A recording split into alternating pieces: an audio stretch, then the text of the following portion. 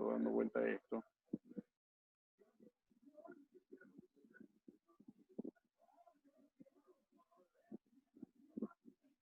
Bueno. Bien, como buenos días a todos.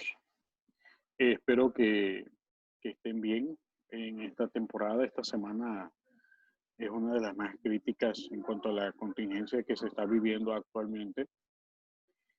Vamos a ver la tercera parte de lo que es el plan de aprendizaje clave. En esta vamos a tratar lo que son los principios pedagógicos o partir desde los principios pedagógicos, haciendo una introducción a esto.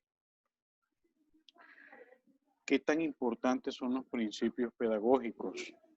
En el plan de aprendizaje clave nos marca que los principios pedagógicos son esa pedagogía que se parte para poder enseñar. Si tú en un momento dado desconoces cómo debes de enseñar en el aula, en el plan viene este apartado, el cual te puede aportar mucho para que tú puedas enseñar. Son elementos que deben de estar presentes cuando nosotros estamos haciendo el proceso de enseñanza-aprendizaje. En el caso del plan de aprendizaje clave, define a los principios pedagógicos bajo este término, que es para que el docente consiga transformar su práctica. Esa es la primera parte. La segunda, y cumpla plenamente su papel en el proceso educativo al poner en marcha los objetivos. ¿Qué nos quiere decir? Que el transformar la práctica, como lo sabemos, muchos de nosotros aprendimos mediante planas y numeraciones. Esa pedagogía no es aceptada actualmente. Entonces, transformar la práctica es cambiar todas esas estrategias que no tenían un sentido, que eran nada más perder el tiempo, por algo donde el alumno realmente genere competencias. La palabra detonante aquí es que el alumno genere competencias. Ya habíamos hablado sobre las competencias, que cuál es la función en este plan y cómo se van a lograr. Y que una competencia, de acuerdo a este plan, está conformada por el conocimiento, las habilidades y las actitudes y valores. Bueno, los principios pedagógicos nos dicen que una característica de ellos es que el conocimiento es multifacético. ¿Qué nos quiere decir con que el conocimiento es multifacético? O sea que está en diferentes formas, se encuentra en diferentes situaciones. No necesariamente tengo que leer un libro de historia para aprender historia. Puedo aprender historia al escuchar a una persona adulta, puedo aprender historia al ir al lugar, puedo aprender historia de diferentes maneras. Entonces, con esa forma de denominar que el conocimiento es multifacético, los principios pedagógicos encajan perfectamente porque estos principios nos están llevando a una pedagogía muy diferente, una pedagogía en la cual el alumno no necesariamente tiene que estar haciendo planas de sílabas para aprender a leer, cuando el alumno puede aprender a leer leyendo. Se le va leyendo al alumno, se le va mostrando y el alumno en ese proceso que se le llama método global va aprendiendo. ¿Qué otro concepto nos ponen de los principios? Y es la motivación intrínseca como requisito para construir. Y lo voy a relacionar con el otro que dice las emociones y la cognición. Aquí es importante que ustedes puedan entender la importancia de la motivación en el alumno. Incluso siempre lo he dicho, cuando nosotros estamos molestos, tuvimos un mal rato, una gran discusión en el hogar y estamos en el aula, difícilmente vamos a poder rendir en nuestras escuelas, en nuestros salones, porque vamos a estar con nuestra mente recordando y estando en esas situaciones. Entonces, si nosotros vivimos esto y se nos hace complicado, imagínate un alumno el cual en su casa le dicen que es un ignorante, que es un bruto, que no vale nada, lo ponen a hacer cosas y le echan en cara hasta lo que se come y lo que viste. Ese niño o esa niña no siente que el hogar sea propio para que sea feliz. Y por ende, el aula debe de ser ese lugar donde el alumno se sienta cómodo, que el alumno esté sonriendo, que siempre que el docente le va a decir vamos a hacer este experimento, o vamos a jugar acá, o vamos a salir al patio a hacer una actividad, sea algo de emoción del alumno, porque va a vivir una experiencia nueva, una experiencia que siempre le genera curiosidad. ¿Qué trae el maestro esta ocasión? ¿Qué trae la maestra en esta ocasión? Y por último, estamos recordando, esto ya lo habíamos tratado en la sesión anterior, dice, hacer de los errores del estudiante verdaderas oportunidades. Y es cierto, ¿cuántas veces a nosotros nos pasó que participabas en el aula y el docente, oye, eso que tú estás diciendo está mal, o te abochornaba en clase? Tiende a pasar, ¿no? Esta parte debe de ser un momento de aprendizaje, o sea que salga mal, no importa. ¿Por qué? Porque de ese error estamos aprendiendo. Recordamos aquello de las bombillas, ¿no? ¿Cuántas bombillas tuvieron que hacer para lograr tener una bombilla funcional? Y al cuestionar a esta persona, él dice, no, un momento, yo descubrí 1000 formas de cómo no hacer una bombilla. Entonces, es ver el otro lado de la mano. Ahora sí, vamos a continuar y tenemos qué son los principios pedagógicos. Este concepto es del Plan 2011. Vamos a ver que no cambia. Yo siempre lo he dicho que quien domina el Plan 2011 domina el plan de aprendizaje clave, o se le va a hacer más fácil porque ya trae esa noción de todo esto. Son las condiciones esenciales para la implementación del currículum. Bueno, son condiciones esenciales. No lo marca el otro, pero sí nos deja ver qué es la pedagogía. La transformación de la práctica docente, lo vimos que en el otro concepto igual se está manejando, y el logro de los aprendizajes y la mejora de la calidad educativa, esa parte es la que nos refiere al logro de los objetivos, ¿no? Entonces, estamos viendo que el concepto quizás no son las mismas palabras, pero sí en el mismo sentido, y que los principios pedagógicos son realmente importantes. ¿De dónde partían estos principios? De las 10 competencias de Pernoud. ¿Y a dónde nos llevan? A tener una pedagogía en el aula o en la escuela de una manera eficiente y eficaz. Bueno, aprendizaje clave entre toda la publicidad que tenía, los panfletos, presentaba este arbolito que está muy bonito y trae sus 14 principios pedagógicos. En el plan 2011 teníamos 12, ahora tenemos 14. De manera general, ¿qué cosas no están en estos principios de manera textual? Los ambientes y los materiales. En el otro plan, veíamos que había un principio para los ambientes y un principio para los materiales, pero aquí se le está dando pauta a otras cuestiones que no se les había dado importancia, pero no dejando de lado a los materiales y los ambientes. Y sobre todo hay algo que es muy importante en la cuestión de la educación, que es la evaluación. Bueno, vamos a revisar el primer principio, aquí está de color azul, dice, poner al alumno y su aprendizaje en el centro del proceso educativo. O sea, eso ya lo habíamos notado en el plan anterior. El número 2 dice, tener en cuenta los saberes previos del estudiante. Ya habíamos hablado sobre la importancia de partir de ese punto, ¿no? Que no todos los alumnos quizás sepan lo mismo, pero no todos los alumnos están en blanco. Incluso un alumno que está llegando a preescolar tiene aprendizajes que ha adquirido en el hogar, habilidades que ha adquirido en el hogar y los valores que vienen reflejados desde el hogar. Entonces tenemos que siempre el alumno, esa masa que nosotros vamos a moldear, Siempre tiene algo. 3. Ofrecer acompañamiento al aprendizaje. Fíjate, ese acompañamiento es importante, ¿no? Estábamos viendo que en el plan 2011 nos hablaba de las tutorías, ahora hay un acompañamiento. Este acompañamiento es del docente al alumno.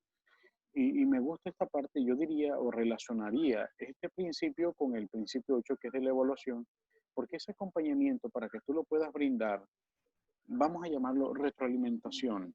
Necesitas evaluar para poder detectar. 4, acá está el 4, interesarse por los intereses de los estudiantes. En el video anterior yo te hablaba del stop motion, este arte de hacer cine o hacer cortos con modelos de plastilina y darles movimiento, ¿no? Y está de moda, incluso ahorita el hecho de que los alumnos tengan un canal de YouTube o un blog, son cosas que quizás para nosotros de nuestra época son muy diferentes, pero en la época que ellos están es algo que entra muy bien. Yo platicaba con una persona y le decía, actualmente la publicidad ya no es como hace 5 o 7 años, que era una bocina que andaba dando vueltas por toda la ciudad, el regalar volantes. Ahorita la publicidad está en los medios electrónicos, está en las redes sociales. Ya la televisión pasó a un término muy diferente. Ahorita la gente se conecta en su smartphone y entra a YouTube o entra a Netflix y está viendo el contenido que le interesa. Entonces, el hecho de que el estudiante se interese en algún tema, si le gusta las ciencias naturales, si le gusta el cultivar, ¿por qué no agarrarse de ahí? Tenemos muchos estudiantes, los cuales decimos, este alumno está rezagado, este alumno no desplonta, no va para adelante, pero si tú conoces a tu alumno, si tú sabes cuáles son sus intereses, quizás por ahí tienes la puerta para entrar en él y cambiar. Bueno, pasamos al siguiente. 5 dice, dar peso a la motivación intrínseca del estudiante. Esa motivación, lo habíamos hablado, es importante. 6, reconocer la naturaleza social del conocimiento. Esta parte, desde hace mucho tiempo se había planteado, se había hablado de que el conocimiento no es porque esté ahí nada más. Sí, hay un conocimiento o un aprendizaje autónomo, pero el ser social, el que puedas colaborar con alguien más, que puedas compartir tus habilidades y tus conocimientos, te lleva a que puedas tener un mayor aprendizaje. Este trabajo colaborativo que se le llama o se denomina es importante. Sí es necesario que aprendamos a aprender, que por nosotros mismos estemos llevando algún curso, algún taller o que estemos investigando alguna duda, pero sí es necesario que nosotros entendamos que el trabajo en equipo es importante. 7, propiciar el aprendizaje situado. Esta parte me gusta mucho, de los principios. Eh, hay un pedagogo español que nos hablaba sobre este aprendizaje real o aprendizaje situado. Y no es más otra cosa que realmente, si tú vas a ver fracciones con una pizza, no es que hagas la pizza dibujadita, no, lleva la pizza. O sea, es ese aprendizaje que va siendo real, que va siendo lo más cercano a la realidad. Si el alumno va a ver, no sé, sumas y restas, multiplicaciones, y a ti se te ocurre implementar un supermercado, bueno, o una frutería, pues lleva la fruta, lleva los productos y tenlos ahí. Si van a haber mezclas en ciencias naturales, si van a ver en el área de inglés, el hecho de esa interacción, de estar comentando un diálogo, hacer la dramatización completa. O sea, ese aprendizaje situado tiene que ser ya, tiene que ser implementado desde el primer momento. ¿Por qué? Porque es necesario que le hagas ver al alumno que todo lo que tú le estás impartiendo existe allá afuera. Muchos de nosotros nos preguntábamos cuando estábamos en la secundaria, oye, Baldor, ¿para qué me sirve? Yo, ¿para qué necesito estar analizando Baldor, no? Y muchos se quedan con esa duda y cuando a alguno de ellos se le ocurre estudiar en alguna ingeniería, se da cuenta que las matemáticas ahí tienen ese impacto, ¿no? Entonces, si no te dicen para qué o en dónde va a funcionar, pues tú vas a estar con esa incertidumbre de que lo que estás aprendiendo no sirve de nada. Tenemos muchos que decimos, oye, la raíz cuadrada a mí nunca me ha servido, nunca la he necesitado, pero oye, quizás tú no eres ingeniero civil o no eres arquitecto, por eso es que tú no has podido entender la importancia de la raíz cuadrada. Bueno, vamos al 8. Y este no hay que buscarle tanto. Dice la evaluación y después dice la palabra planeación. Y era lo que yo siempre he dicho. La evaluación y la planeación son como los pies. Tiene que estar la planeación y la evaluación en ese caminar. Tienen que estar juntos. La evaluación formativa tiene que estar presente. En uno de los videos que subí últimamente a YouTube, te hablaba yo sobre la importancia de la evaluación.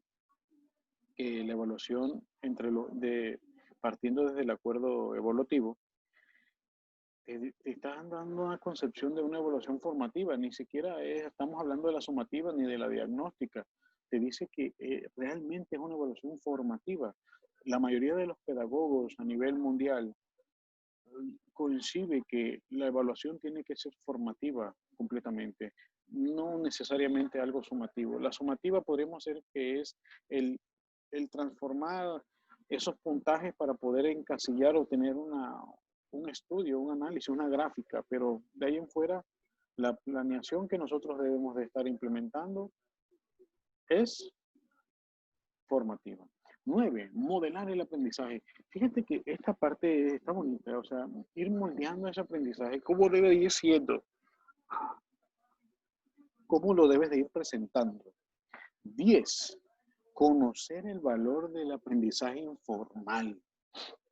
Este aprendizaje informal me gusta mucho, me llama la atención porque de repente sales de lo cotidiano o sales de aquel aprendizaje que podremos decir formal o tradicional, sino que ya te lleva a algo más. A mí me gustaría relacionar este principio 10 con el principio 7 que nos hablaba de un aprendizaje situado. 11, promover la interdisciplina, o sea, una disciplina interna, una disciplina al hecho del aprendizaje. 12, favorecer la cultura del aprendizaje. Y aquí viene el aprender a aprender. O sea, yo niño debo de estar consciente que debo de estar aprendiendo, debo de salir de mis dudas. Si algo yo tengo una duda, oye, realmente, ¿dónde, dónde se han visto avistamientos de ovnis? Me llama todo eso la atención. Bueno, quiero verlo. Oye, me llama la atención sobre las culturas, me llama la atención el hecho de tener un huerto. Yo debo de ir buscando y saciando esas curiosidades. 13, conocer la diversidad en el aula como fuente de riqueza para el aprendizaje. Esta diversidad,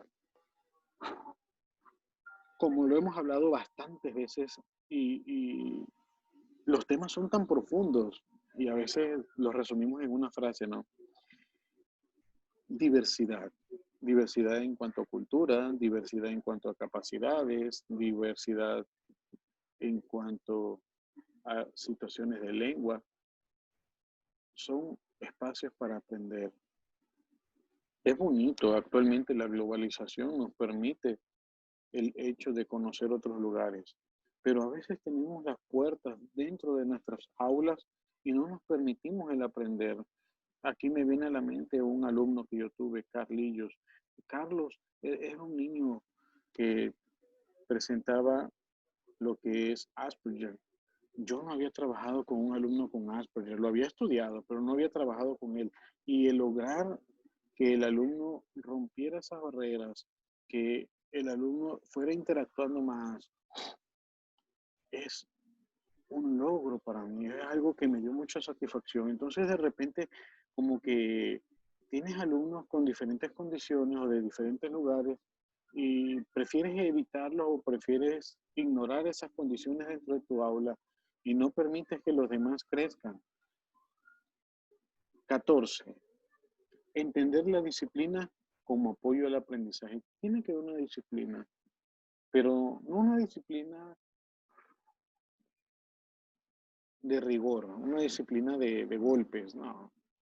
A mí me llama mucho la atención el cambiar el uso del metro, ¿no? El metro lo agarran para estar garroteando a los alumnos como piñatas, pero si tú le enseñas al alumno, ¿quién quiere ánimo con el metro? No, pues yo quiero ánimo, y te acercas con él y en lugar de darle con la regla, le das un apapacho.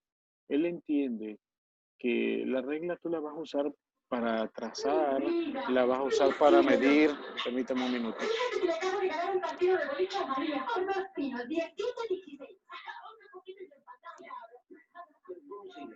Bájale más, Colette. Colette, bájale más. Bájale más, bájale más. Ahí. Bien, continuamos. Ahí por ahí están viendo una película. Bueno, esta disciplina tiene que ir cambiando. No es el hecho de disciplinar al alumno a golpes, ¿no? Y entender la disciplina desde ese momento, no. La disciplina tiene que ser una disciplina que diga, oye, yo me siento a gusto aquí, me gusta aprender, quiero estar aquí, pongo disposición para aprender.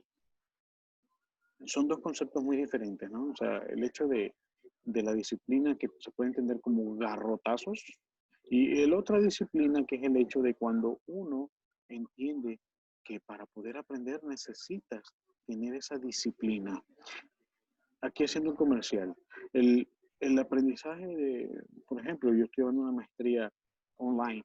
Esta maestría necesita disciplina de mi parte. Necesita que yo diga, sabes que esta semana no puedo, pero tal día sí. Entonces ese día dedicar ese tiempo.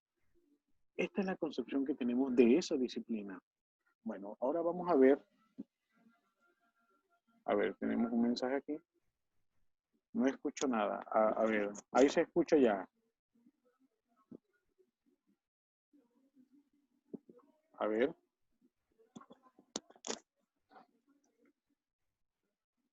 A ver, ¿qué tal ahí? ¿Ya me escucha? Sí me gustaría saber. A ver, permíteme que no tengo el teléfono aquí viendo cada rato. Escúchame. No, nada, nada. A ver, permítame.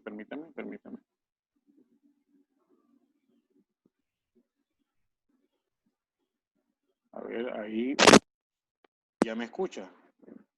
Ahí ya se escucha. Ok. Ah, ok. Ya. Disculpen los demás. Es la maestra Gernay. Aquí necesita.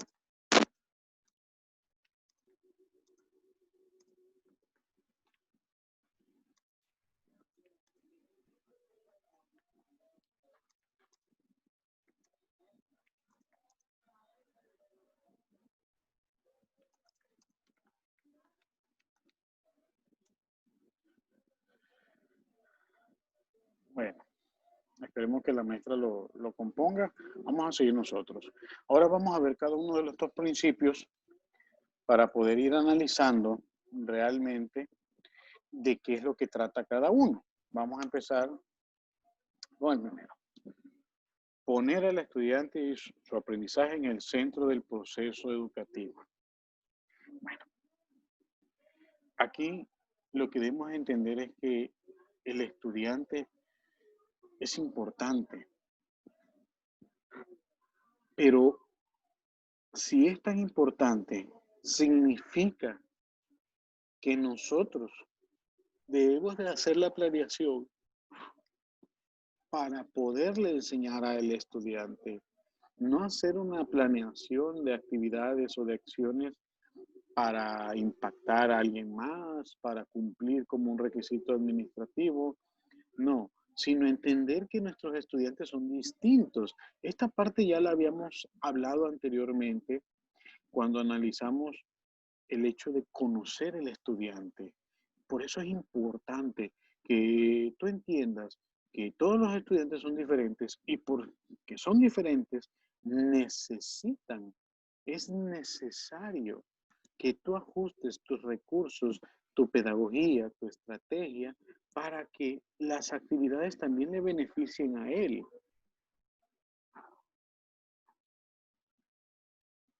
no se trata de hacer para un solo aprendizaje esperado 24 acciones diferentes, ¿no? De repente, tú conociendo tu grupo, entiendes que 8 alumnos se les dificulta de esta manera y por eso vas a hacer una o dos actividades donde ellos se sientan a gusto. A los otros van a hacer la misma actividad, pero subiéndole el grado de intensidad. Entonces, es aquí donde el hecho de poner en juego las capacidades de tus alumnos, esas habilidades, el conocimiento, esas actitudes, van a ir reforzándose.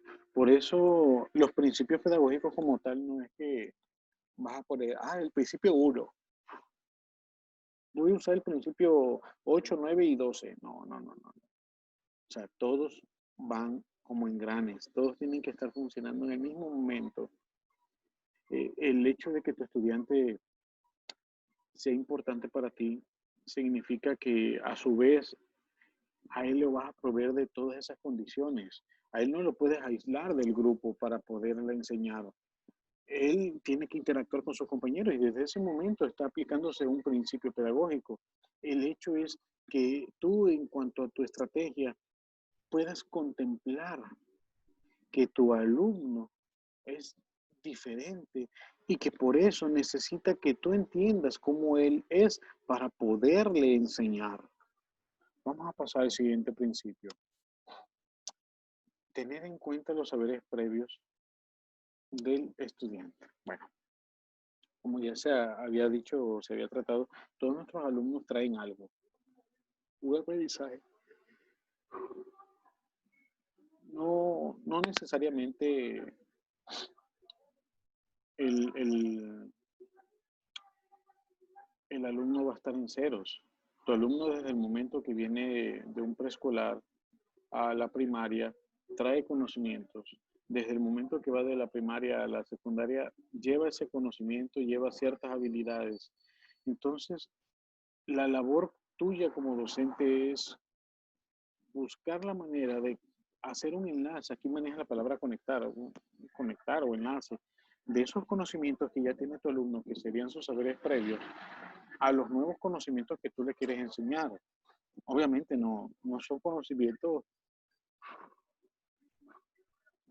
diferentes o conocimientos de un grado mucho mayor, sino que son conocimientos paulativos, son conocimientos que el alumno debe de ir aumentando en grado. Actualmente es más fácil decir, no, pues es que mi alumno no ha aprendido porque no le enseñó el compañero maestro, o mi alumno no sabe nada porque mi compañero anterior de plano no le echó ganas. No se trata de eso, se trata de realmente que todos como un consejo técnico entendamos la importancia de que los alumnos realmente sí tienen un conocimiento y que estos sí pueden aprender, pero para eso debes de lograr conectar.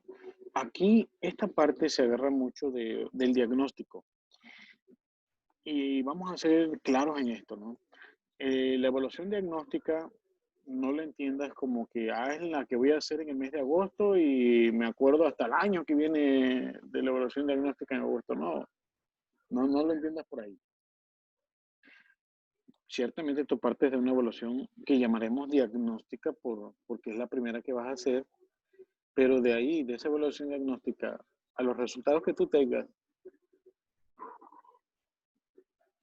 y cómo tú vayas implementando tus estrategias, va a llegar el momento en el que tú tienes que estar evaluando constantemente hasta que llegas al punto donde vuelves a evaluar un producto de un aprendizaje y ese aprendizaje tiene mucha relación con los conocimientos previos de tu alumno. Entonces, tú ya puedes tomar una pauta de cómo estaba tu alumno a ese momento, a cómo está mes y medio después, cómo está, no sé, 3 semanas después, que tú ya trataste un tema, que tú ya trataste esos aprendizajes. Siguiente principio. ¿Sí? Ahí está. Ofrecer acompañamiento al aprendizaje. Este acompañamiento lo vimos en el plan 2011. Era la situación de las tutorías en que se enmarcaban. En este caso se le llama acompañamiento. Veníamos hablando de la evaluación diagnóstica, ahorita vamos a hablar de esa evaluación formativa. La evaluación formativa busca como tal el hecho de que tú puedas detectar a tus alumnos cuáles necesitan de ti, cuáles necesitan que tú les puedas enseñar o que tú les puedas dar un, un cierto tratado especial para que ellos puedan aprender de una manera más significativa. Para ello, tú haces ese acompañamiento, o sea, el acompañamiento es integral, porque de repente tú tomas en cuenta que es necesario que tu alumno esté presente, el compañero de educación especial en tu aula para que te retroalimente a ti y también apoye a tu alumno, el que tú durante la actividad están trabajando en equipo y te acercas a su equipo y te sientas al lado de él y lo estás apoyando a él para que pueda dar dentro de su equipo, pueda colaborar en el equipo. El hecho de que esté con otros estudiantes, pues es importante. En su momento se hablaba de monitores, ¿no? El mejor alumno o el alumno más habilidoso, lo pongo con mi alumno que va más rezagadito para que éste ayude al otro. ¿Y qué era lo que pasaba? Normalmente terminaba agarrándole copia o el otro haciéndole la tarea, ¿no? Y no es el caso, ¿no? Eso no es acompañamiento. Acompañamiento realmente es que el alumno esté en un lugar donde al interactuar, al estar en esa constante plática, en esa constante ir y venir, logre aprender. Quizás al estar cubriendo algún interinato, algún contrato, has logrado verlo, que pones una actividad y tienes algunos alumnitos que están rezagaditos y van y corren contigo y van y vienen y maestro, ya acabamos. Y ellos están emocionados porque el equipo donde ellos están trabajando, están terminando y él lo está haciendo. Y ese es el acompañamiento. En sí, podríamos decir que es algo donde el alumno no se sienta solo, se sienta acogido por el docente, acogido por sus compañeros y por la institución. Vamos al siguiente principio. Mostrar interés por los intereses de sus estudiantes. Aquí vamos a leerles tantito porque me gusta esta parte, o sea, todo el parrafito me llamó mucho la atención. Es fundamental que el profesor establezca una relación cercana con el estudiante a partir de sus intereses y sus circunstancias particulares. Bueno, vamos a tratar de entender esto. ¿Qué tienen que ver los intereses del estudiante con una relación cercana?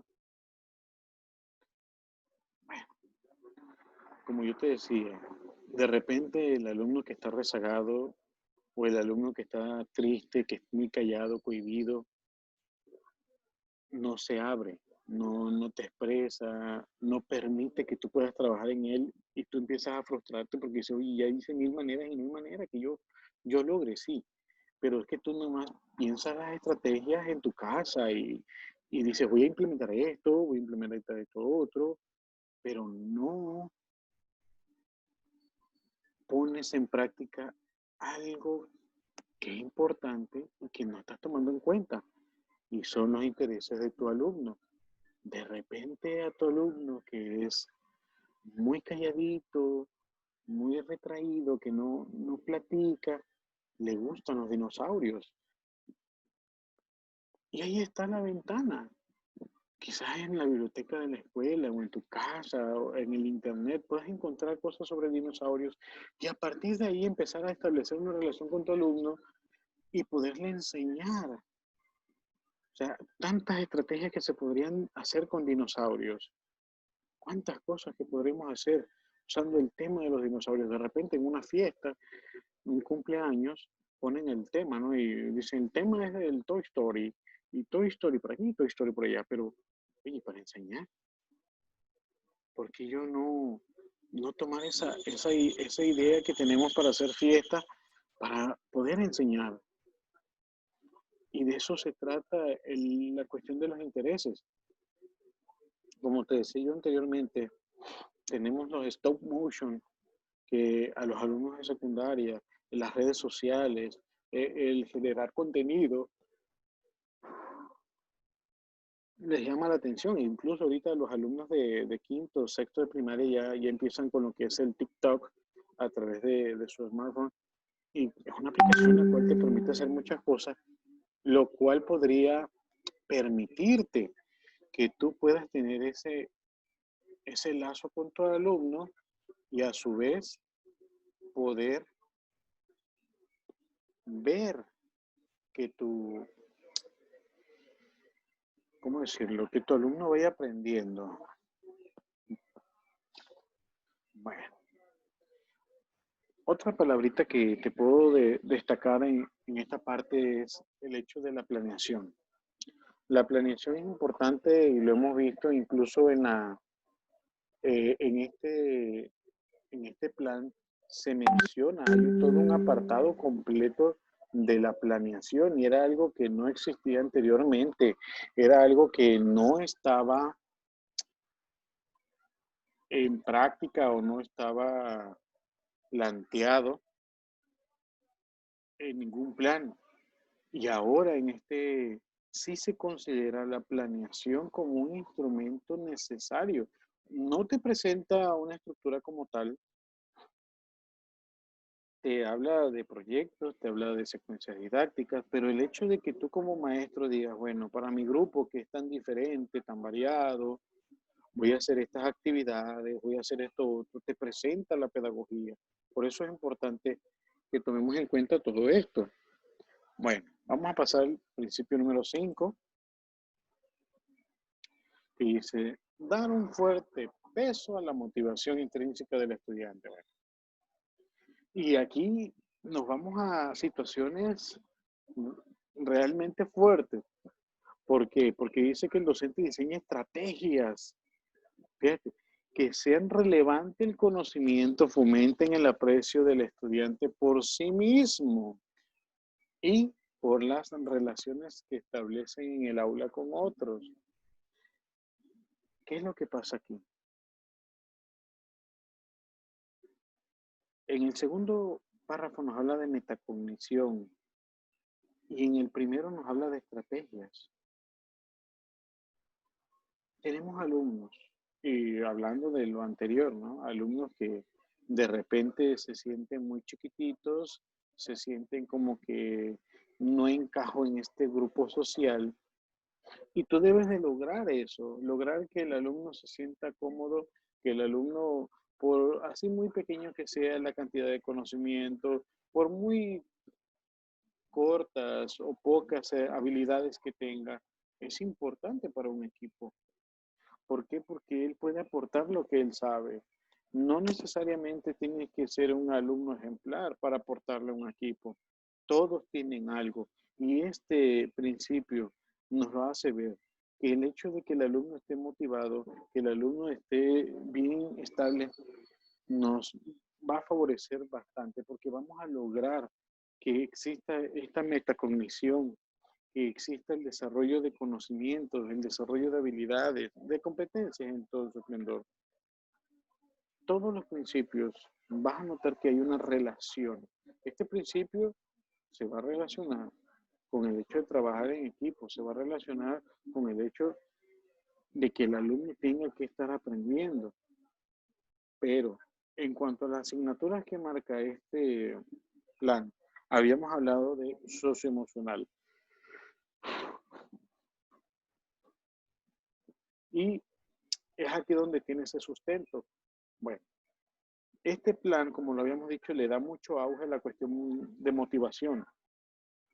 Por eso es importante tomar en cuenta que el alumno debe estar bien. Y lo habíamos hablado al inicio. Si yo me siento mal, voy a trabajar de mala manera. Pero si yo me siento bien, me siento a gusto en el lugar donde estoy, voy a dar un buen desempeño, voy a trabajar con mucho entusiasmo. Vamos al siguiente principio. Reconocer la naturaleza social del conocimiento. Aquí no hay más que trabajar en colaboración. O sea, el trabajo colaborativo es importante, es necesario, es algo que nosotros debemos de estar tomando en cuenta. Ahora, ¿qué otras cosas nos lleva a este trabajo colaborativo? De entrada, es esa corresponsabilidad o responsabilidad que debe de haber dentro del equipo, dentro de la sociedad. En el caso de estar en el aula, que el alumno entienda que él debe ser responsable y contribuir con con el trabajo y contribuir a la calificación de los demás. O sea, él debe de entender que su aportación es importante porque depende de él y depende de los demás. Ahora, vamos al ejemplo de ahorita del trabajo en casa, de la estrategia de estar en casa, estar aprendiendo. Hay una corresponsabilidad de los padres de familia para con sus hijos. Entonces, esta naturaleza social del conocimiento no se limita únicamente al hecho de trabajar en equipo en el aula, sino al hecho de estar trabajando o aportar como sociedad. No vamos a ver a un gobierno que vaya a poner cantinas y bares al lado de una escuela o de un parque. Vamos a notar que siempre van a optar por estar dando ese ejemplo de que el alumno debe desarrollarse realmente en una sociedad educada, una sociedad que le aporta a todo esto. Y nuevamente vamos a ver otro principio que se relaciona con las emociones. Y lo vemos en este punto 3 donde dice fomenta el desarrollo emocional necesario para aprender a cooperar y a vivir en comunidad. Hay un desarrollo emocional en el trabajo social, en el trabajo colaborativo. Entendemos que si yo puedo aportar a mi equipo, a la sociedad, en mi casa, me voy a sentir bien y voy entendiendo que todo lo que yo hago le aporta. Entonces, si no le veo ese empuje o esa relevancia, pues yo mismo me deprimo y digo, ¿sabes qué? Todo lo que yo hago ni siquiera lo tomo en cuenta. Vamos al principio 7. Diseñar situaciones didácticas que propicien el aprendizaje situado. Y aquí era lo que yo te hablaba de este aprendizaje en situaciones auténticas. Es importante acercar al alumno a una situación donde realmente aprenda mediante situaciones reales o simulando lo más cercano a la realidad. Si tuvieron, no, bueno, no tuvieron ustedes, ¿verdad? En mi aula yo tengo un mueble de una tiendita y esa tiendita funciona como lo que es una tiendita. De repente al inicio yo era el señor de la tienda, después cambiamos donde los alumnos eran los de la tienda y yo era el que compraba, pero había un acompañamiento de mi parte ahí. Date cuenta que menciono otro principio. Y posteriormente cambiamos del hecho a donde ya los alumnos tenían el doble rol, el rol de ser el dueño, la dueña de la tienda o ser el niño que va a comprar a la tienda, ¿no? De repente. Y esto de situaciones auténticas no se limitó a eso nada más. Eh, Hicimos cuestiones de periódico, hemos hecho cuestiones de radio. Yo recuerdo que, que para el sexto grado vemos lo que es el guión radiofónico. Tengo muchos amigos en la radio. Entonces, yo hice un enlace desde mi aula durante toda una semana. Cada equipo tenía un espacio para poner su programa de radio. O sea, ellos elaboraron su guión, pero no se limitó al hecho de elaborar el guión que era el proyecto, porque el proyecto en sí era hacer el guión, sino llevarlo más allá, llevarlo a la realidad. Y el implementar ese guión permitió que los alumnos realmente, ellos lo implementaran en la vida real, los papás sintonizando, ¿no? ¿Qué otras situaciones que te puedo decir de realidad? El hecho de la física, velocidad, el hecho de hacer un experimento y poderlo poner en situaciones reales. Todo eso nos permite que el alumno aprenda. Date cuenta, mucha gente dice, es que yo necesito hacerlo, si no, no aprendo.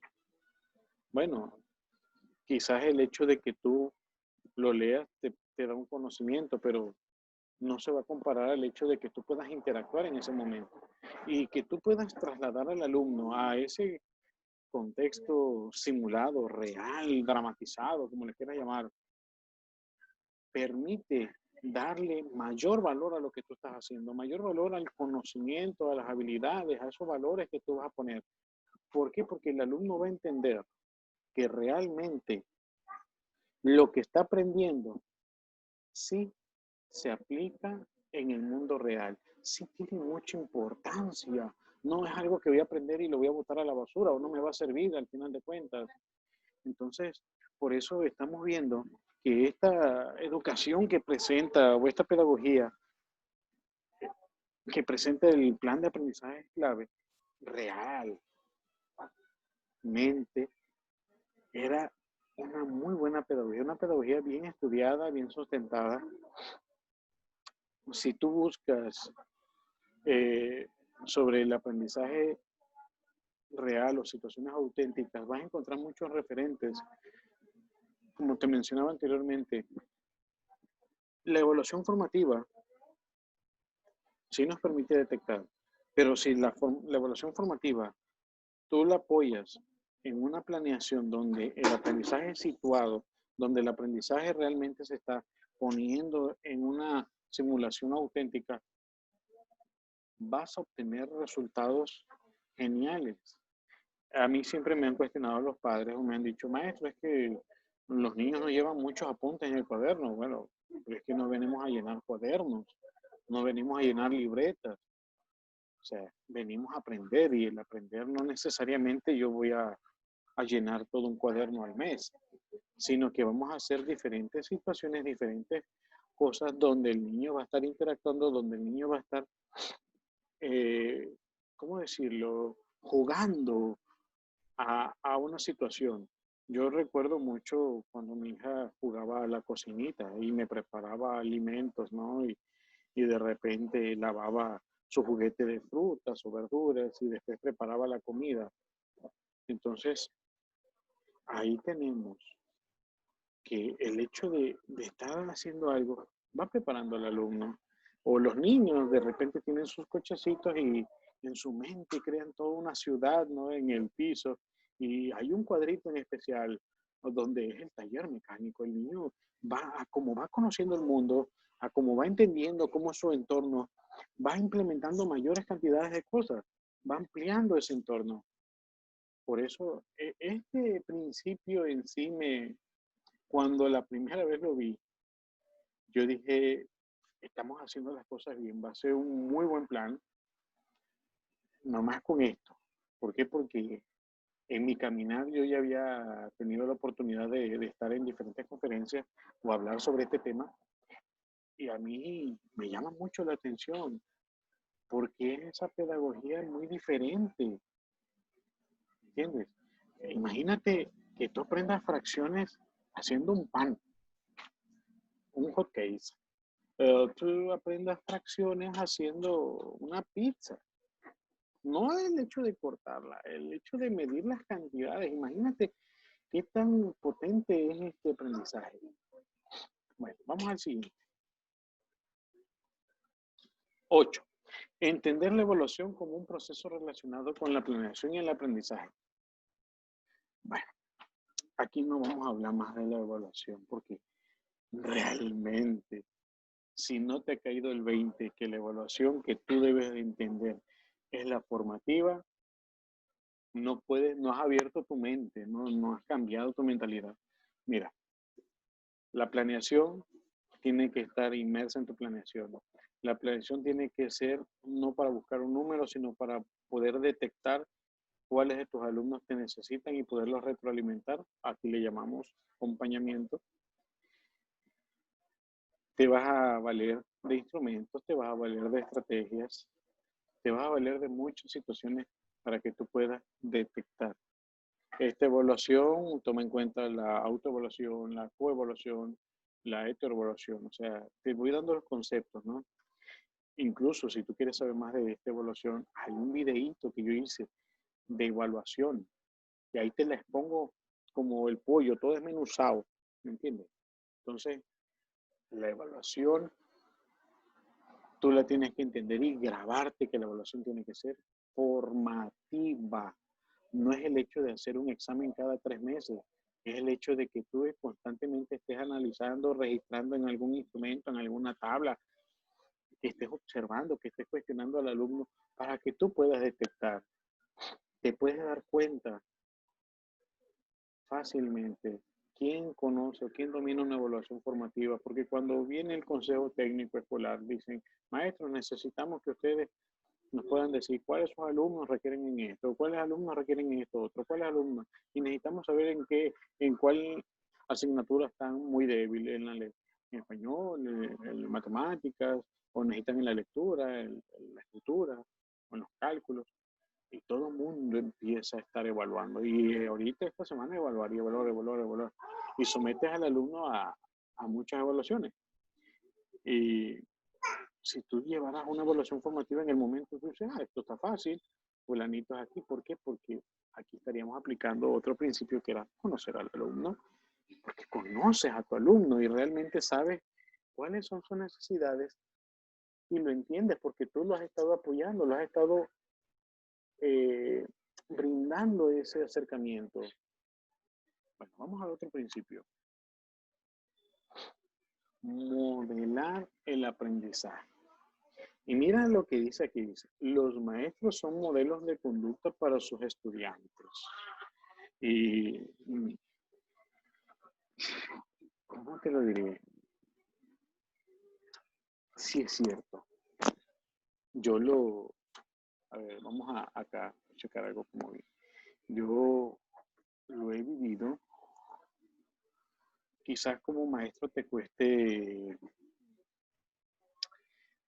darte cuenta que tus alumnos te están copiando o te están buscando imitar, pero los alumnos sí, sí buscan ese modelo, sí les llama la atención.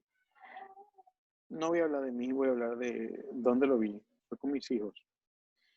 Cuando tenía una de mis hijas, estuvo conmigo, yo le di clase en primero y segundo, pues agarró muchos modos míos, muchos modos en casa, mantenía la casa muy olorosa. A mí me gusta siempre el aula que huela rico, que esté acomodado, que haya música de fondo. En mi café, incluso de mis hijos, es la que toma café. ¿Por qué? Porque yo tomo mucho café. Yo siempre lo he dicho, yo no tengo sangre, yo tengo café. Y en el caso, cuando cambia de maestra y tiene una compañera, esta compañera pues no es muy femenina, eh, su sexualidad se impone, con todo respeto. Sabe que la aprecio bastante, pero sí noté que mi hija dejó de usar aretes, se hacía ahora una trenza, una cola, ya así como que ya por dejar, de repente su ropa, pues ya no la planchaba tan definida como yo lo hago. Yo mis camisas la plancho que quede bien, ¿no? Y siempre iba yo bien vestido, pero ella ya de repente como que empezó a aflojar, hasta que un día caí en cuenta que era el modelo que tenía. Y, y esto me mueve muchas cosas, porque cuando yo estudié, hace mucho tiempo, por cierto, había una maestra que ya falleció, Y siempre yo tuve conflictos con ella, porque ella me decía, rasúrate, me decía, quítate la barba. Yo tengo un gran problema de vello capilar, de vello facial, porque yo me rasuro ahorita y al ratito ya tengo todo el vello, ¿no? Yo me tengo que rasurar 2 veces al día. Y ella me decía, el maestro es el ejemplo para los alumnos, me dice. Entonces, al yo ya ser maestro, yo dije, bueno, sí, pero yo no voy a estar peleando con la barba, yo me la voy a dejar. Pero ahí entiendes tú el hecho de, bueno, te dejas la barba que te crezca como mal monte o por lo menos la delineas, ¿no? La defines. Entonces, y ese definir te va llevando al hecho de que tú puedas definirte como maestro igual. Mis alumnos de quinto y sexto, yo no he dado tercer, bueno, sí, de una vez tercer grado, el que no he dado es cuarto grado, nunca lo he dado.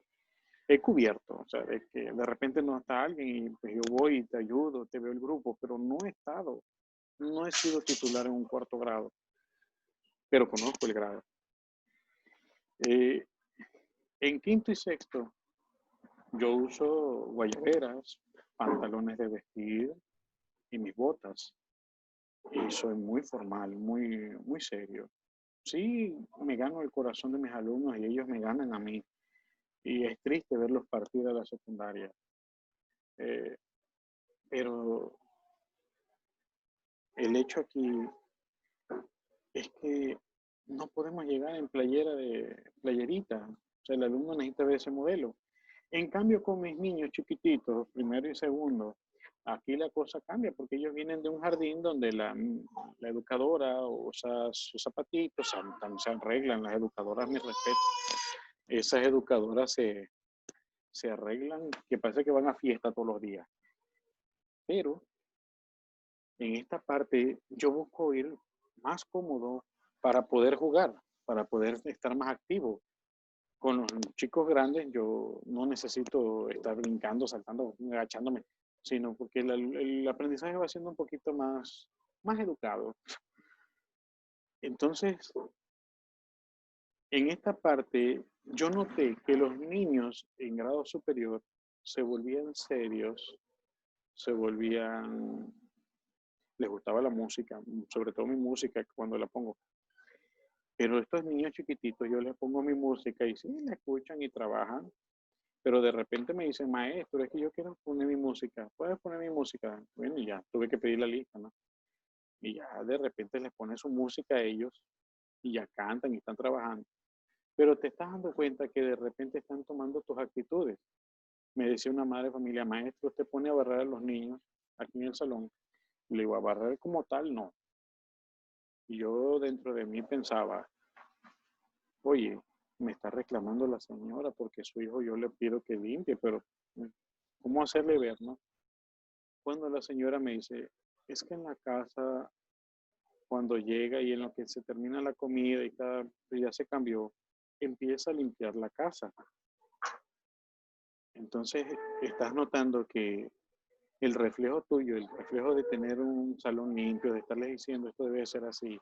Otra de las cosas es que yo siempre les digo, les inculco que a las compañeritas se les debe de respetar, que deben de ser muy respetuosos, de dar los buenos días. A las niñas yo siempre les digo que las quiero ver bien peinaditas, que me gusta que estén así. Entonces van optando, van viendo ese reflejo, ¿no? Van moldeando. Eh, yo me cuido, actualmente me estoy cuidando por cuestiones de salud, mi alimentación. Yo no estoy comiendo galletas ahorita, nada de eso. Y llevo muchas frutas. Tengo mi refrigerador en el aula. Llevo frutas, atún, proteínas, porque estoy entrenando igual. Entonces, al inicio yo tenía 3 alumnitos que comían mucha comida no nutritiva. Entonces, llegó el punto en el que el alumno, ve maestro, ¿qué traje hoy? Ve maestro, ¿qué traje hoy? Y veías que traían cosas nutritivas realmente. Y hasta el día de la junta, me cayó el 20, que los alumnos estaban copiando ese modelo que era yo, porque las madres me decían, maestro, dice, y así que me tiene a dieta fulanito, y así que, ¿por qué? Porque es que ya piden fruta, maestro, pide que nosotros le demos, Madrid nos ve haciendo. Y Quizás, como todo, yo digo que no hay maestro perfecto, ¿no? De repente nos falla alguna cosa, pero, pero sí te puedo decir que esta parte, este principio de modelar el aprendizaje, de que nosotros somos modelos de conducta, sí es cierto. Tristemente me ha tocado ver maestros que pues, no le echan ganas, maestros que son muy descuidados y los grupos optan por ser así. Y el enderezar un grupo así es complicado, pero sí se logra. Y también es un gusto ver que de repente tienes 24 mini tú, ¿no? O sea, que ahí están y son como tú, de repente ponen su música. No sé si alguno anda tomando café por ahí, pero es gratificante. Es gratificante que por lo menos en un año de su vida tú has impactado mucho. Por eso, entre las profesiones que yo siempre he dicho que son de vida, están los médicos y están los maestros. Y este principio tiene mucho. Te va a mover muchas cosas cuando realmente lo logres ver. Vamos al siguiente principio. Ya tardamos mucho en ese. 10. Reconocer la existencia y el valor del aprendizaje. Bueno, el, el aprendizaje o el conocimiento va a estar en diferentes fuentes y debemos de ser conscientes de que para satisfacer ese conocimiento, pues debemos acudir a ellas, ¿no? Debemos estar constantes. Ah, de repente tú tienes dudas sobre algo, consultas un libro, preguntas a alguien o investigas en el internet. Entonces, cuando al alumno le surge una duda, normalmente dices, no lo sé o no estamos viendo el tema, pero no se trata de eso. Se trata de por lo menos brindarle el espacio al alumno para que él aprenda, para que él salga de esas dudas. Algo que no sé a ustedes no les tocó verlo, pero a mí sí me tocó libros de biblioteca que no se podían tocar porque se rompen, o materiales didácticos que no se usaban en una escuela porque se rompen. Yo digo que el material tiene que sufrir algún desgaste, algún daño, porque pues, es material para eso, y son niños los que lo están usando. Entonces de repente se raya, se quiebra, pero se le arranca una que otra hoja. Pero para eso es. Y si el alumno no sale de su duda, ¿cómo? Aquí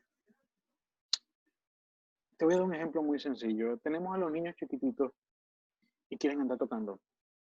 Y quieren tocar algo tuyo. Y tú les dices, no, no lo toques, no lo toques. Pero nunca le dices, ¿por qué no lo debe tocar? O nunca le dices, ven, tócalo. ¿Ya saliste de tu duda? Ok, te explico qué es esto. Entonces así es el niño de repente tiene curiosidad. Eh, no sé, yo tengo un hijo que es muy curioso, muy preguntón, ya está en la secundaria y siempre tiene muchas dudas. Y yo digo, hijo, hay cosas que yo te voy a contestar y hay cosas que voy a optar porque tú las investigues. Y sí, de repente yo veo que checa en YouTube o checa en algún libro y sale de su duda, ¿no? Ya como que nomás reafirma, me da el concepto o lo que él aprendió y ya yo le complemento. Entonces, esto de eso se trata, de que el alumno es curioso por naturaleza, el ser humano es curioso por naturaleza. Nosotros pues, estamos siempre llenos de curiosidad por aprender alguna cosa. Quizás no lo has notado, pero tú te guste hornear, te guste hacer flores o cosas de foamy, o muchas cosas así. Entonces esto te va a llevar a que tú realmente salgas de esa curiosidad. O si ya sabes dominar algo y escuchaste alguna técnica nueva, la investigas. Entonces, si tú adulto logras hacer eso, imagínate un niño, darle todas las herramientas, darle todo el espacio para que lo logre. Bueno, aquí nos habla de estrategias, sí.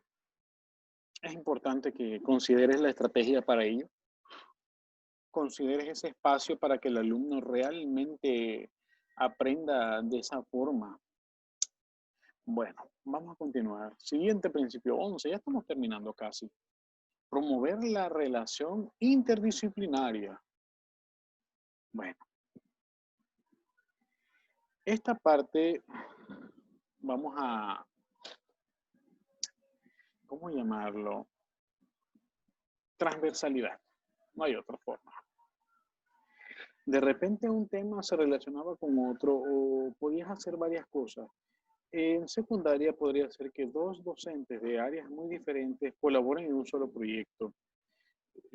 Actualmente vemos que en el ejemplo que vimos del uso de G Suite, de las capacitaciones que dio Google, te mencionaba sobre el hecho de Classroom. Entonces, el hecho de que los alumnos lleven un proyecto puede incorporar a varios docentes. Al final de cuentas, todos van a aportar desde su área para que ellos puedan trabajar. El trabajo colegiado igual es una parte esencial de este principio y lo vamos a ver desde el Consejo Técnico Escolar. El Consejo Técnico Escolar va a tener mucha importancia, mucha relevancia. ¿Por qué? Porque nos permite tomar acuerdos como docentes y muy internamente ya tú puedes hacer algunas adaptaciones dentro de tu planeación para que puedas relacionar las asignaturas. Te voy a dar un ejemplo muy rapidito. Yo en matemática estaba viendo las cuestiones de los meses y en ciencias naturales estaba viendo las cuestiones de cumpleaños, las cuestiones de la familia, de cuando crecí, cuando fui al... Entonces se va marcando mucho, tiene mucha relación. En español yo estaba viendo la cuestión de la noticia y en matemáticas yo estaba viendo la cuestión de,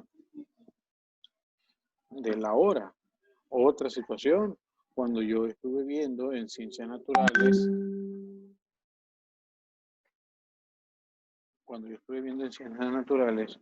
la, los derechos de los niños y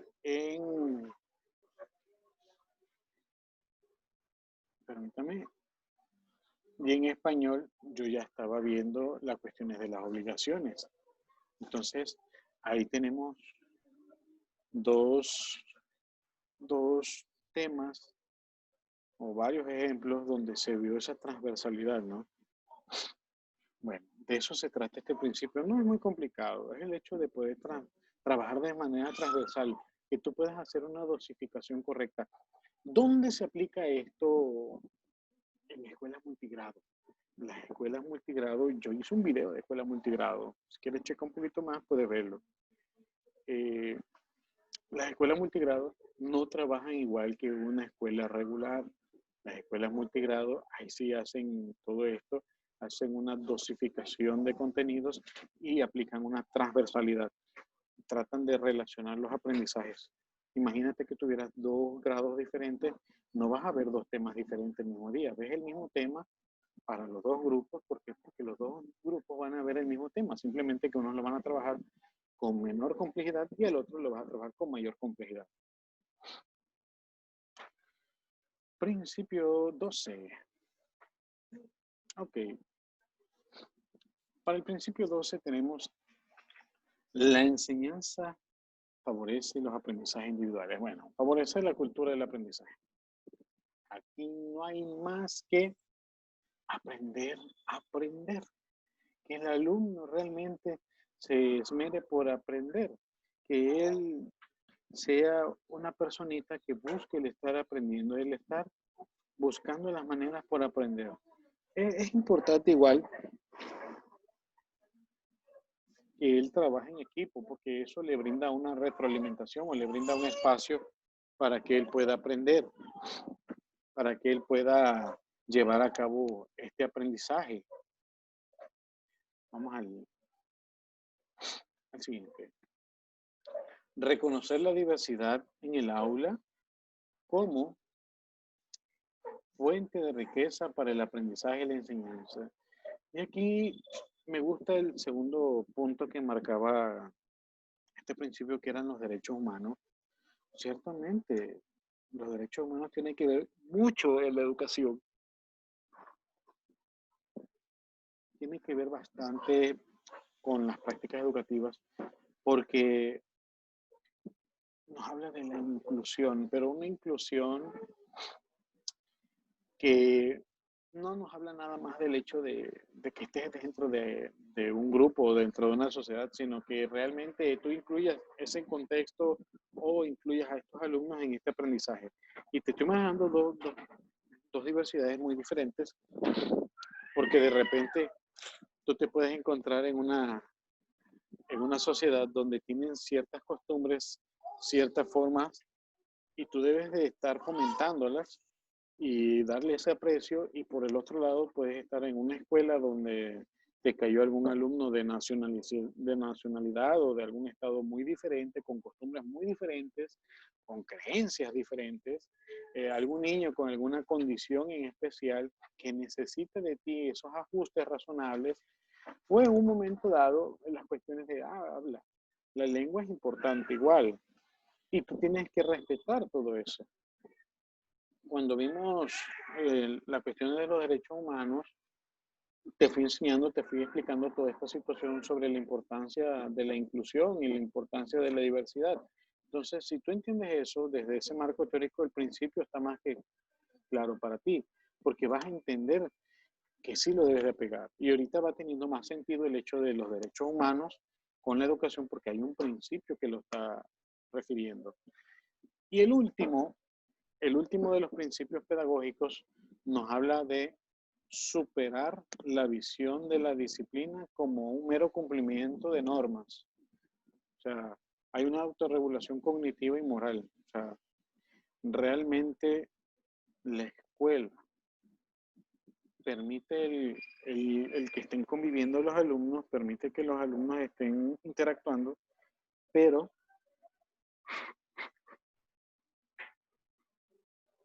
siempre esa interacción debe ser muy respetuosa, debe ser una interacción en la cual el alumno sea disciplinado, sea, comprenda que va a aprender, que va a convivir y que no debe pasar esos límites. O sea, el límite del convivir, sobre todo. Aquí entra el programa de convivencia sana. También el hecho de los ambientes es importante. Tenemos muchos niños que reflejan algunas conductas, ¿no? Pero sí se puede, sí podemos hacer cambios significativos en ellos, sí podemos lograr que el alumno logre ese cambio en su actitud para poder convivir con los demás, porque estos alumnos logran interactuar porque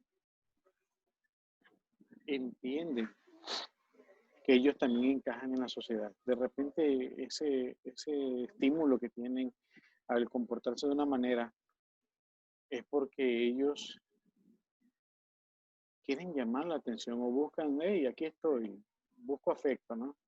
Entonces, el que tú puedas generar un ambiente seguro, un ambiente cálido para ellos, permite que realmente el alumno vaya aprendiendo. Bueno, hasta este punto hemos visto los 14 principios pedagógicos de este plan. Y como pudiste ver, sí nos hablaba de ambiente, sí nos hablaba de espacios, nos hablaba de ciertos materiales. No como tal usamos la palabra material, usamos el hecho de que estuviera disponible, que buscara en internet, que buscara en libros, que usara algún material didáctico. Pero ahora vamos a continuar viendo estas últimas diapositivas que yo te preparé. Y es parte de la pedagogía, porque este apartado se llama ¿Cómo y con quién se aprende? La pedagogía, ¿no? Entonces, el primero de estos subtemas que vamos a tener se llama ambientes de aprendizaje. ¿Y qué es un ambiente de aprendizaje? Y te lo resalto ahí de color negro y dice, es un conjunto de factores que favorecen o dificultan la interacción social en un espacio físico o virtual determinado. Y voy a aclararlo porque puede ser, ay, el maestro le movió el concepto, no le moví nada. A mí siempre me ha gustado que el referente sea un referente de Secretaría de Educación y esto es textual del plan de aprendizaje clave. Si tú buscas este parrafito como tal, te va a aparecer. Entonces, imagínate desde cuándo está este plan y nos habla de ambientes o espacios físicos o virtuales. Y las clases online, las clases en vivo, se acaban este año de tomar un auge y la Secretaría está impulsando un proyecto tan grande para que todos aprendan a usar esos espacios virtuales como docente. Imagínate que a la par de que tienes a los alumnos en casa esperándote, tú te estás preparando para poderlo hacer. Esta semana me ha tocado estar apoyando a algunos compañeros, maestros y directores a poder hacer enlaces en vivo porque ellos no saben o no tenían esa habilidad, que es algo muy sencillo, ¿no? Bueno, ¿qué puntos clave vamos a tocar en estos ambientes de aprendizaje? Que comprende diversos actores. ¿Cómo diversos actores? Si estos ambientes requieren de diversos actores, no necesariamente el docente, no necesariamente el alumno tiene que estar solito, sino que hay otros actores que intervienen los maestros de educación especial, intervienen los padres de familia, entonces todos ellos interactúan para generar esos ambientes. Otra, procurar que en la escuela se diseñen, situaciones. Estas situaciones son importantes, lo habíamos visto hace rato en los principios pedagógicos, que se apliquen situaciones auténticas. Otra, presencia de materiales educativos de calidad. Habíamos hablado entre los principios el hecho de la biblioteca, el hecho de la tecnología, el hecho de que el alumno tenga esa apertura del conocimiento. Entonces, esos materiales son necesarios para que se cree ese ambiente. Otra, propiciar una convivencia armónica, o sea, que los alumnos estén en esa convivencia y también los maestros permitan esa convivencia, no estén insultando o agrediendo o haciendo bullying psicológico a los alumnos, ¿no? O sea, mediante esos sarcasmos, de repente el maestro logra hacer eso y eso no debe ser, no debe ocurrir. Bueno, como puedes ver, ambiente, en primera entrada te decía que era un espacio, ¿no? Un lugar de interacción físico o virtual, o sea, no te está diciendo que es el aula, puede ser que el ambiente tú lo lleves a cabo en el desayuno escolar, en la plaza cívica, en otro salón, en la cancha, en la dirección, en el jardín. O sea, tú esa interacción la vas a lograr ¿cómo? Es muy sencillo, la vas a lograr mediante conjugar los actores, la situación o estrategia auténtica que tienes pensado, los materiales o recursos que vayas a usar, ya sean tecnológicos o físicos, y la otra, una convivencia. Entonces tú vas colocando todo esto y vas a tener un ambiente donde los alumnos se van a sentir cómodos, donde ellos van a querer estar aprendiendo. Siguiente diapositiva tenemos algo que igual interactúa en esta pedagogía y ahora sí dice planeación y evaluación de los aprendizajes. Y mira lo que dice, son aspectos centrales de la pedagogía. Fíjate que este apartado me gustó que viniera porque ya le da ese auge a la planeación y le pone como que los puntitos y las comillas muy bien centraditas a la evaluación, porque dice que es algo central en la pedagogía, porque cumplen una función vital en la concreción y el logro de las interacciones educativas. Bueno, la planeación didáctica. ¿Qué es esto? Bueno, la planeación didáctica busca optimizar recursos. Cuando tú planteas una planeación, tú buscas que los recursos que tienes, el ambiente, todo lo que tú tienes espacio o tienes disponible, puedas tú hacerlo de una manera más eficiente. Pone en práctica diversas estrategias, claro. Plantea tiempos, plantea los espacios, las características y necesidades particulares de tus alumnos, los materiales,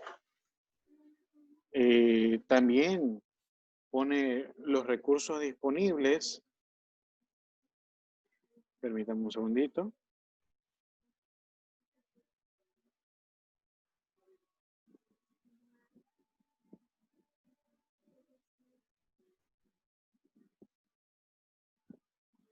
Bueno, Las características y necesidades de tus alumnos, y date cuenta que aquí se está viendo reflejado los principios, el principio del conocer a tus alumnos, de centrarlos.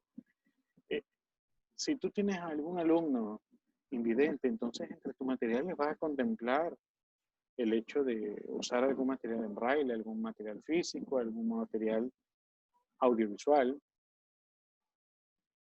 y el trabajo en equipo, sobre todo.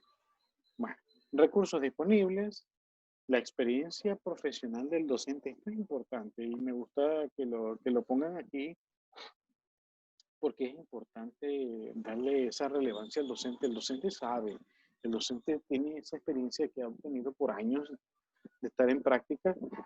Yo siempre he dicho que a pesar de que algunos compañeros de avanzada edad se, pues tienen algunas prácticas de repente muy tradicionalistas, ellos tienen mucha experiencia, ¿no? Hay cosas que alguien más joven de repente no puede lograr y el maestro con mayor experiencia en una semana lo logra, ¿no? Y pues, sobre todo en el último punto, estamos viendo que los principios pedagógicos son parte importante de la planeación didáctica. Entonces, si hacemos una recapitulación, como puedes ver, la planeación tiene mucha inferencia. ¿Por qué? Porque es donde vaciamos todas estas cosas. La evaluación. ¿Qué busca la evaluación? Pues mejorar el desempeño de los estudiantes.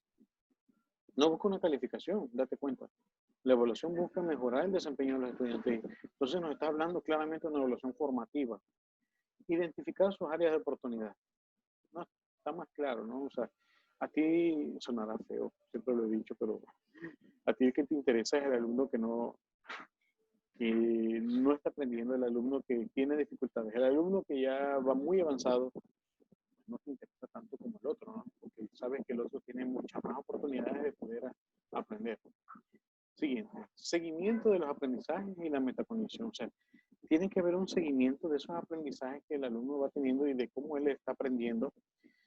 Y lo logras a partir de la evaluación. El hecho de estarlo observando, de estar cuestionando, el hecho de tú llevar un registro de tus alumnos, te va a permitir que ellos te brinden ese conocimiento. A ver, va a pasar una ambulancia. Temo que no era una ambulancia, era una patrulla siguiendo a unos que andan en la calle. Ahí van huyendo. Bueno, bueno. Seguimiento de los aprendizajes y la metacognición. Disculpen ustedes. Cada show que puede uno desde su ventana, ¿no? Este seguimiento, como te decía yo, es importante porque te permite darte cuenta cómo estaba tu alumno, cómo está y cómo va evolucionando. Entonces, vuelve a dar mucha fuerza a lo que te mencioné. Nos gusta estar observando al alumno que no ha aprendido, esa es nuestra prioridad, porque el que ya aprendió, pues no hay problema. Bueno. Por último, fíjate que esta línea que puse al final dice, un reto clave para el profesor es tener control de ambos procesos. Lo puse porque viene textual en el plan. No hay mi interpretación aquí, yo lo puse textual, simplemente lo fui acomodando a manera de que yo pueda interpretar. Esta parte me llama la atención porque, pues, seamos sinceros, muchos colegas pagan por descargar su planeación o compran algún paquete de libros. Bueno, ni lo compran ellos, lo pagan los padres. Y ya les viene la planeación y todo en sí.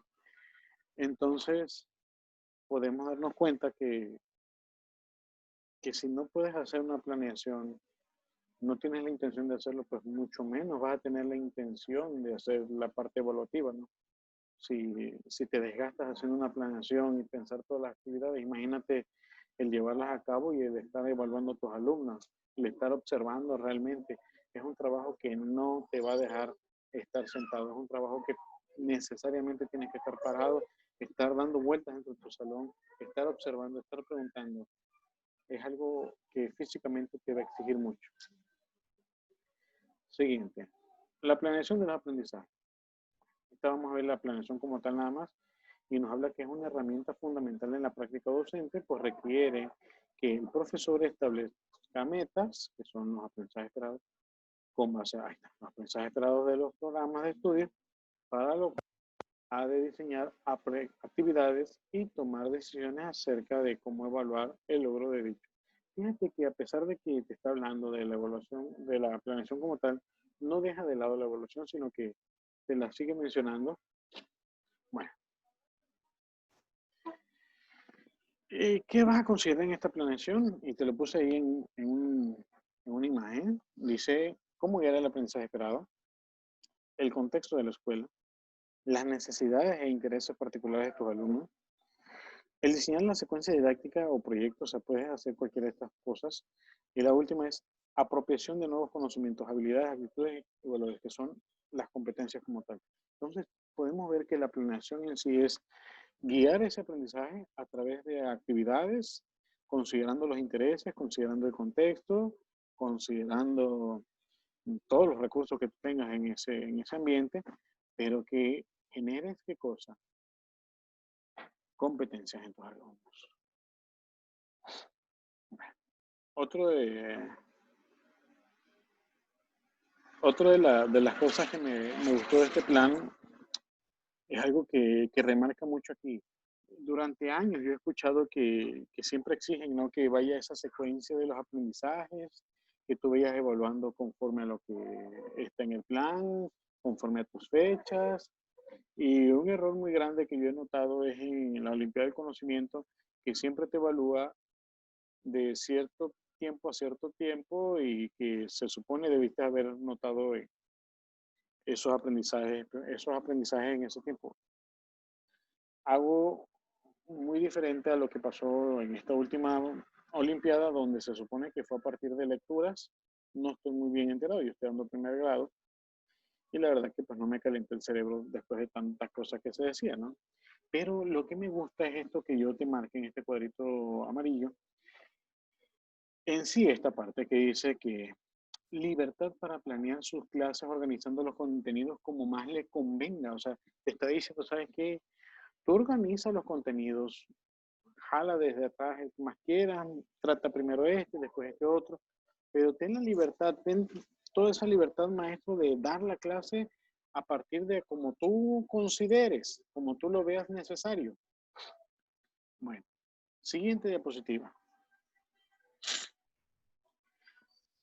Para planear de manera consciente en relación a los principios del modelo educativo y de este plan, los docentes han de tomar en cuenta que el trabajo en el aula debe considerar, y ponemos todo esto,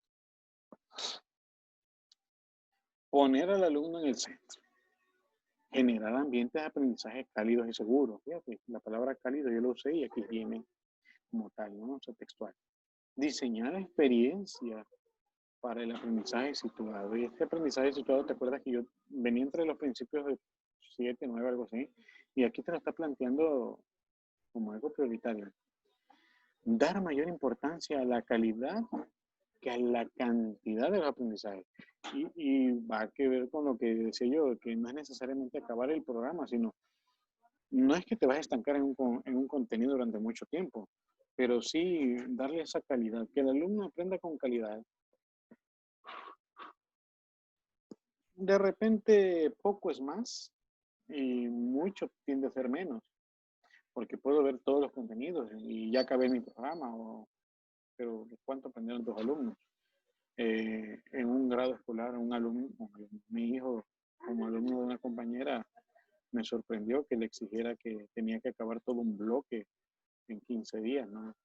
Y yo así como que, ¿cómo que todo un bloque? Sí, todo un bloque lo van a acabar. O sea, eso es cantidad, ni siquiera había calidad ahí. Siguiente, la situación del grupo. ¿Dónde está cada alumno? ¿Dónde debe de llegar todo? O sea, ahí es el diagnóstico, el conocer a ese alumno. Otra, la importancia de que los alumnos resuelvan problemas, aprendan de sus errores y apliquen lo aprendido en distintos contextos. Esta parte estamos hablando de las competencias como tal. La competencia no es el hecho de que tú seas bueno en algo o seas competente en algo. Si no lo puedes aplicar en una situación, no es una competencia. Entonces, es el hecho de que ellos lo puedan aplicar. Diversificar las estrategias. Esta parte de diversificar habla de la inclusión, habla de que el grupo es diverso y necesitamos una gran variedad de estrategias las cuales atiendan a todos ellos. La otra, la relación con los contenidos de otras asignaturas, esa transversalidad que habíamos hablado o la interdisciplina. El hecho de que de repente estoy trabajando con una asignatura, pero hay un tema que se relaciona con esta y no necesariamente está en el mismo bloque, pero lo puedo trabajar. Su papel como mediador más que como instructor. O sea, ya aquí el docente, bueno, ahora somos agentes de gran importancia, pero ahí éramos un mediador. Íbamos mediando el conocimiento. El alumno se veía inmerso, pero nosotros únicamente le vamos poniendo como que diciendo los peldaños nada más. Los saberes y intereses del alumno, la diversidad del aula. Y ya por último, pues el maestro como modelo de ejemplo, ¿no? Entonces, si tú te das cuenta, tenemos que, para que tú puedas aplicar, para que tú puedas planear, debes de considerar un mundo de cosas. Y ese mundo de cosas son los principios pedagógicos y la pedagogía como tal. Bueno, siguiente diapositiva. La evaluación. Nos habla que la evaluación se van a hacer en 3 momentos. Esta parte tiene mucho que ver con un acuerdo que ya expliqué, que está en el canal de YouTube. Y son en noviembre, que parte de principios de ciclo escolar en agosto a finales de noviembre. El otro momento va a ser marzo y es de diciembre a finales de marzo. Y julio, que es pues de marzo a fin de ciclo escolar. Nos marca los 3 periodos para hacer la sumativa y asignarle un valor al alumno, a sus habilidades que él ha adquirido, pero no como tal esa es la evaluación.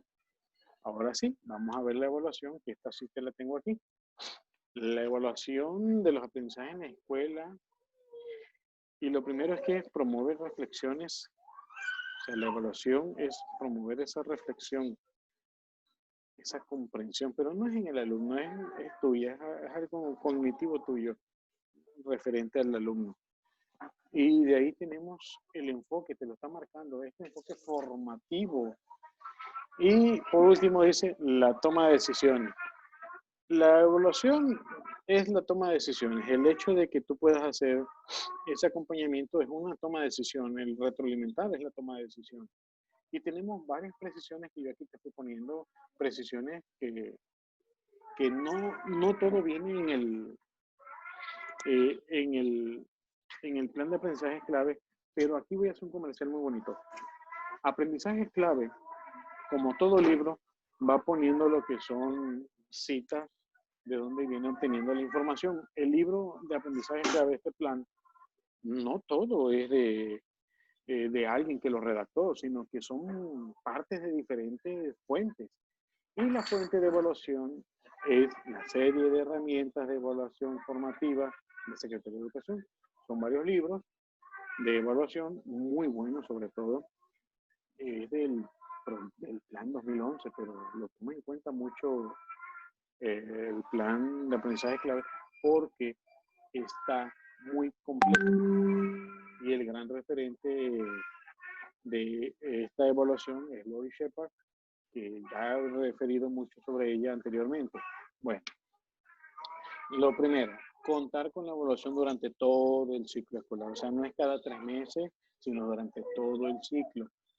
Siguiente, la información recabada en las evaluaciones y en las retroalimentaciones. O sea, hay información que nosotros vamos a recabar en instrumentos para poder tomar decisiones. Esta información es importante porque es como vamos a ir cotejando cómo estaba el alumno a cómo está ahora. Siguiente, implica incluir varios momentos y tipos de evaluación. Momentos, o sea, en qué momento lo vas a poner, y los tipos de evaluación, que son los que tengo aquí al ladito, que es auto, co y hetero. Autoevaluación, coevaluación y heteroevaluación. Autoevaluación es el que hace el alumno del mismo, o la que hacemos nosotros como docentes en nuestro propio trabajo. Coevaluación es la que hace un alumno a otro, o un equipo a otro, o ese, ¿cómo llamarlo? Ese punto de vista crítico, analítico y con mucho respeto que te hace un colega, ¿no? Y la heteroevaluación es la que nosotros hacemos a los alumnos. Siguiente, la estrategia o el instrumento conocimiento debe adaptarse al objeto de aprendizaje. La estrategia son las técnicas y los instrumentos. Hay un video que hice sobre esto. Son escalas, listas de cotejo, rúbricas, diarios, todo este tipo de instrumentos que empleamos para poder conocer cómo están nuestros alumnos. Y por último, que se requieren estrategias e instrumentos de evaluación. Eso es importante. No podemos hacer evaluación nada más por poner una palomita en el cuaderno. No podemos hacer evaluación nada más por poner un sellito en el cuaderno. La evaluación requiere que tú revises eso y que a partir de lo que tú revisas, registres en una lista cómo está tu alumno y que tú puedas retroalimentar a partir de lo que él te está presentando. Bueno, una más. Y aquí estamos hablando de los materiales educativos. ¿Te acuerdas que yo te dije que habían unas cosas que no estaban contempladas en los principios como tal, pero que sí estaban contemplados dentro de lo que es la pedagogía? Y son los materiales. Y te lo resumo en este mapa conceptual. Lo primero son los libros de texto gratuitos. Y ahorita con el aprendizaje en casa, estamos viendo que estos libros están tomando mucho juego en ellos. Lo otro es el libro para el maestro. Los maestros manejamos ciertos libros que nos brindan sugerencias de cómo dar las clases. Los dispositivos digitales, o sea, el acercamiento a la tecnología, los materiales educativos para los alumnos con discapacidad y también esos materiales educativos que los tenemos por acá, que son para cada asignatura o materiales que refieren a una asignatura. Son materiales lúdicos, materiales que nos proveen o que adquirimos mediante algún proveedor para poder enseñar. Y las bibliotecas escolares, ya sea en el aula o en la escuela, son materiales que los alumnos deben de tener disponibles. Estos materiales debemos de romper ese pensamiento de que se van a romper, de que los materiales no, nada. El material está ahí para que se use, para que realmente el alumno aprenda, salga de sus dudas, que si tiene curiosidad lo puede hacer. Como referente rápido, yo en mi aula tengo un globo terráqueo y a veces los alumnos maestros es que estamos vimos tal película, Madagascar, ¿no? Y bueno, y tú sabes dónde queda Madagascar, ¿no? Y entonces en el globo terráqueo el alumno puede salir de su duda y a la vez aprender. Última diapositiva antes de terminar y te presento el mapa curricular. Este es el mapa curricular y tenemos las tres grandes áreas. La primera área es la académica, la otra área es la área personal y social y la última es el área curricular, de autonomía curricular. Se divide en 4 periodos. Tenemos preescolar, primaria baja, primaria alta y secundaria. Y dentro de cada área están esas asignaturas o campos, ¿no? El primero es lenguaje y comunicación. En este lenguaje y comunicación está la lengua materna, que puede ser la lengua indígena o la lengua español, la segunda lengua, que puede ser el español o la lengua indígena, y por último, el lenguaje extranjero, que es el inglés, ¿no? La otra es el pensamiento matemático, es una sola línea, y posteriormente tenemos todo lo que tiene que ver con las cuestiones naturales y sociales, que cuando llegamos hasta secundaria ya se abre el abanico en las asignaturas que conocemos como tal, como biología, física, química, formación cívica, todo lo que tiene que ver con las cuestiones naturales y sociales. La parte de las áreas de personal y social, aquí están el arte, la educación artística, la educación física y la educación socioemocional, la educación de las emociones, el que el alumno sea asertivo, que pueda regular esas emociones. Y en la última área, que es el área de autonomía curricular, que es donde están estos ámbitos, que es la formación académica, que era cuando se reforzaba las cuestiones de la formación académica. La otra es que es potenciar el desarrollo personal y social, que es la que era de potenciar esta área de las artes o de la educación física, y las otras que eran nuevos contenidos relevantes, que era que tú enseñaras algo muy diferente a los alumnos, algo nuevo, algo novedoso, Conocimientos regionales, el hecho de hacer tiras bordadas, el hecho de hacer jícaras, el hecho de hacer alguna cuestión que tenga que ver con la condición regional. Y la otra es proyectos de impacto social. Aquí era hacer proyectos con los alumnos que impactaran de una manera social, que impactaran en toda la comunidad. Entonces, estás viendo este mapa curricular, que es muy parecido al anterior, al 2011, simplemente vamos a quitar el de autonomía curricular. El de autonomía curricular no existía del otro y tampoco existía esta parte de educación socioemocional. Todas las demás áreas sí existían como tal. Había esa distribución. Ahora, con el principio pedagógico que nos habla de las situaciones auténticas o de que todo fuera muy real, la parte de autonomía curricular le va dando ese impulso. Muchos, tristemente, muchos no le vieron ese plus a esto. En Estados Unidos vemos en películas, o si tienes algún colega o familiar allá, que los alumnos van a sus talleres de carpintería, de electrónica, van a diferentes áreas a aprender, a poner en práctica esas habilidades desde chicos. No necesariamente estar a un nivel de secundaria, sino desde la high school, los alumnos están ya aprendiendo. ¿Qué es lo que nos lleva a esto? Que teníamos en nuestras manos un plan con gran potencial y esperemos que lo retomen para el siguiente. Bueno, este es el mapa curricular, esta es la parte pedagógica que te fui dando, los principios pedagógicos, y anteriormente vimos lo que eran las competencias, porque es importante las competencias, vimos que era un aprendizaje esperado, vimos el perfil de egreso y desde dónde parte todo esto. Pero aún no hemos acabado con aprendizaje clave. Nos falta ver el enfoque de las asignaturas y ese toquecito que le van viendo a cada una de ellas, sus propósitos como todo. Bueno, chicos, vamos a hacer el corte ya hasta aquí. Hemos terminado la sesión que correspondía al día de hoy. Voy a convertir estas diapositivas en un PDF, te lo voy a hacer llegar. Espero que te sea de utilidad, espero que lo logres aprovechar, que lo estés repasando y pues llevamos a cabo una grabación de lo del día de hoy. Entonces vamos a darle a la edición. En un momento más subo el del sábado anterior, la segunda parte, y este va a tardar un poquito más en la edición. Pasen un excelente fin de semana y nos estaríamos viendo el próximo fin de semana. Pasen un excelente